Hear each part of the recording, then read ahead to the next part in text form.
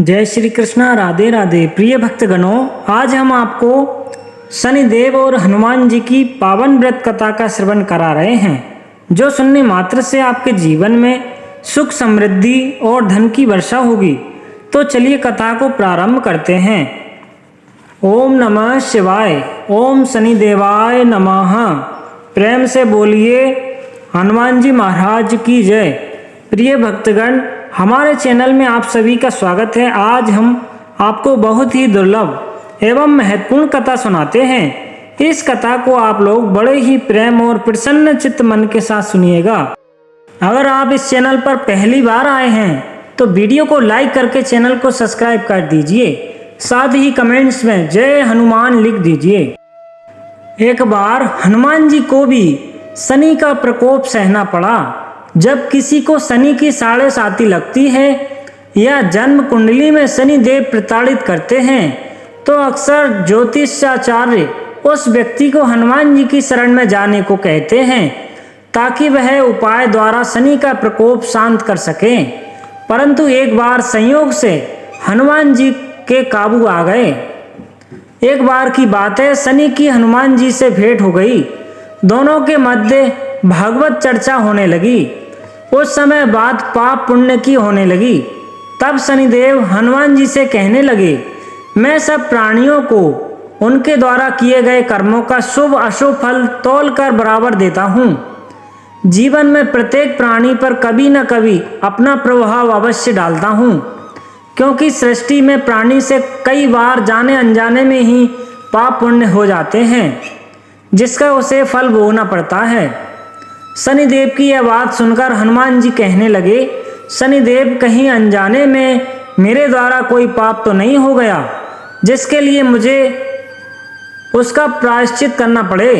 शनिदेव तुरंत बोले, अवश्य मारुति नंदन पवन पुत्र, मैं आपके पास इसी प्रयोजन से आया हूँ, क्योंकि मैं आपकी राशि में प्रवेश करने जा रहा हूँ।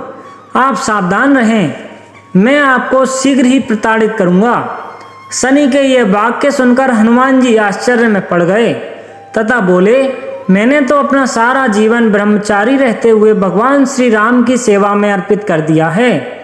उनके भजन के अलावा कोई काम ही नहीं किया, तो आप मेरी राशि में क्यों प्रवेश करना चाहते हैं?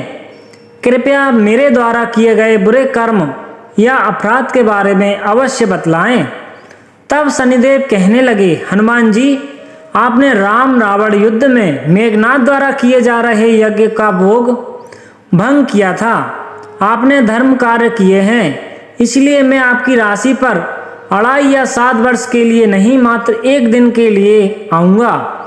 इतना सुनकर हनुमान जी ने शनि को 1 दिन आने के लिए अनुमति दे दी तथा शनि को सावधान किया, आपने आना ही है तो अपनी पूर्ण तैयारी करके आना। अगले दिन हनुमान जी ने अपने इष्ट प्रभु भगवान श्री राम का स्मरण किया तथा विशाल पहाड़ उठाकर शनि के आने की प्रतीक्षा करने लगे तथा मन ही मन विचार करने लगे कि जब शनिदेव आएंगे तो विशाल पहाड़ ही उन पर दे मारूंगा।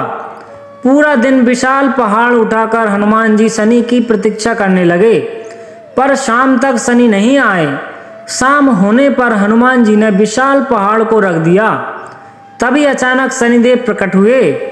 उन्हें देखकर हनुमान जी ने शनि से कहा, सुबह से ही मैं आपकी प्रतीक्षा कर रहा था, परंतु आप आए नहीं। तभी शनिदेव बोले, हे पवन पुत्र रुद्रावतार हनुमान जी, मैं तो सुबह ही आ गया था, अब तो मैं लौट रहा हूँ। मेरा प्रयोजन सफल रहा। तब हनुमान जी बोले, आपके दर्शन तो अब हो रहे हैं शनिदेव, आपके प्रकोप का क्या हुआ? तभी शनिदेव मुस्कुरा कर बोले, मेरे प्रभाव के कारण ही तो आप सुबह से विशाल पहाड़ उठाकर खड़े रहे। मेरी वक्र दृष्टि के कारण ही आप आज सारा दिन पीड़ित रहे। मैंने सुबह ही आपको विशाल पहाड़ उठवा दिया तथा शाम तक आपको दंडित किया, इसलिए मेरा प्रयोजन सफल रहा। आप राम भक्त हैं, सदैव राम नाम का जाप करते हैं, इसलिए आपको दंड का कष्ट कम महसूस हुआ है। आपको सुबह से शाम तक पहाड़ तो मेरे प्रकोप के कारण ही उठाना पड़ा। शनिदेव की ये बातें सुनकर हनुमान जी मुस्कुरा उठे। शनिदेव अपना कार्य समाप्त करके हनुमान जी से विदा लेकर शनि लोक रवाना हो गए। एक बार शनिदेव को अपनी शक्ति पर अपार घमंड हो गया। शनिदेव को लगने लगा कि उनसे शक्तिशाली कोई भी नहीं है। उनकी दृष्टि मात्र से ही व्यक्ति के जीवन में उथल पुथल शुरू हो जाती है। शनिदेव इसी मद में चूर होकर ऐसे स्थान पर पहुंचे जहां पर हनुमान जी अपने प्रभु श्री राम की साधना में लीन थे। हनुमान जी पर जब पड़ी शनिदेव की दृष्टि, भगवान राम की भक्ति में डूबे हनुमान जी को देखकर शनिदेव ने उन पर अपनी वक्र दृष्टि डाली, लेकिन कोई प्रभाव नहीं हुआ। इससे क्रोधित होकर शनिदेव ने हनुमान जी को ललकारते हुए कहा कि हे बानर, देख कौन सामने आया है। हनुमान जी ने शनिदेव पर कोई ध्यान नहीं दिया और अपनी भक्ति में लीन रहे। शनिदेव ने सभी प्रयास कर लिए, लेकिन हनुमान जी पर कोई प्रभाव नहीं पड़ा। तो शनिदेव का क्रोध 7वें आसमान पर पहुंच गया।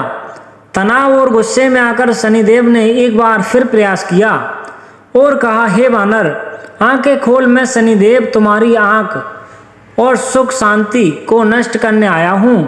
इस संसार में ऐसा कोई नहीं है जो मेरा सामना कर सके। शनिदेव को ये विश्वास था कि ऐसा करने से हनुमान जी भयभीत हो जाएंगे, क्षमा मांगेंगे, लेकिन ऐसा कुछ भी नहीं हुआ। बहुत प्रयास करने पर हनुमान जी ने बहुत ही सहज भाव से पूछा कि महाराज, आप कौन हैं? इस बात को सुनकर शनिदेव को और क्रोध आ गया। शनिदेव हनुमान जी से बोले, अभी इसी समय मैं तुम्हारी राशि में प्रवेश करने जा रहा हूँ, तब समझ में आएगा कि मैं कौन हूँ। इस बार हनुमान जी ने शनिदेव से कहा, आप कहीं और जाएं और उन्हें अपने प्रभु का स्मरण करने दें, विघ्न ना डालें। शनिदेव को हनुमान जी ने ऐसे सिखाया सबक शनिदेव को हनुमान जी की यह बात कतई पसंद नहीं आई और ध्यान लगाने जा रहे हनुमान जी की भुजा पकड़ी और अपनी तरफ खींचने लगे। हनुमान जी को लगा जैसे उनकी भुजा को किसी ने दहकते अंगारों पर रख दिया है। उन्होंने तुरंत एक झटके से अपनी भुजा शनिदेव की पकड़ से छुड़ाया। इसके बाद शनि ने विकराल रूप धारण उनकी दूसरी बाह को पकड़ने की कोशिश की तो हनुमान जी को हल्का सा क्रोध आ गया और उन्होंने अपनी पूंछ में शनिदेव को लपेट लिया। शनिदेव का अहंकार और क्रोध तभी भी कम नहीं हुआ। शनिदेव ने हनुमान जी से बोले, तुम तो क्या तुम्हारे प्रिय श्री राम भी मेरा कुछ नहीं बिगाड़ सकते। इस पर हनुमान जी को अत्यधिक क्रोध आ गया।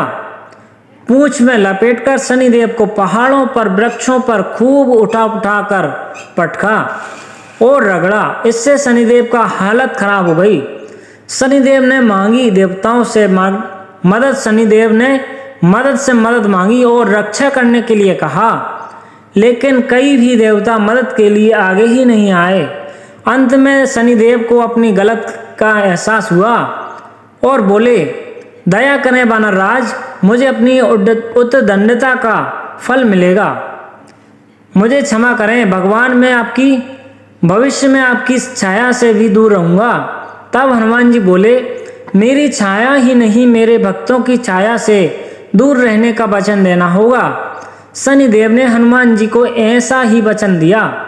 इसलिए शनिदेव हनुमान भक्तों को परेशान नहीं करते। जिसमें बताया जाता है शनिदेव के सट्टे पर बैठने से व्यक्ति को कष्टों से मुक्ति मिलती है। यह कथा शनि भक्तों के बीच विशेष रूप से प्रचलित है। कथा के अनुसार एक बार शनिदेव ने राजा बलि के द्वारा दरबार में भव्यता से आकर अपना सट्टा लगा दिया। राजा बलि ने शनिदेव को बड़े आदर से स्वागत किया और उन्हें बैठने के लिए विशेष सिंहासन दिया।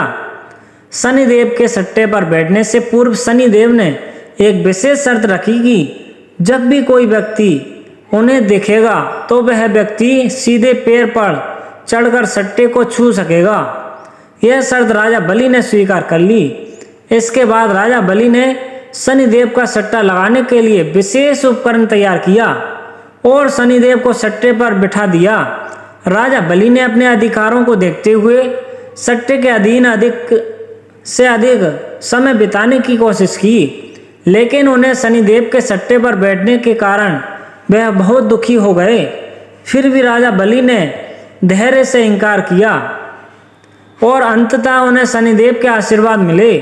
शनिदेव के आशीर्वाद से राजा बलि के कष्ट दूर हुए और उन्हें बहुत समृद्धि प्राप्त हुई। इस कथा से यह संदेश मिलता है कि शनिदेव के सट्टे पर बैठने से व्यक्ति के कष्टों का निवारण होता है और उन्हें समृद्धि मिलती है। शनिदेव के सट्टे पर बैठने का व्रत और पूजा करने से लोग अपने जीवन में सुख, समृद्धि और शांति की प्राप्ति करते हैं। प्रिय भक्तगणों, उम्मीद है आपको यह कथा पसंद आई होगी।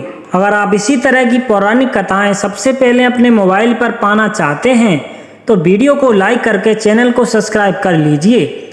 साथ ही कमेंट्स में जय हनुमान लिख दीजिए।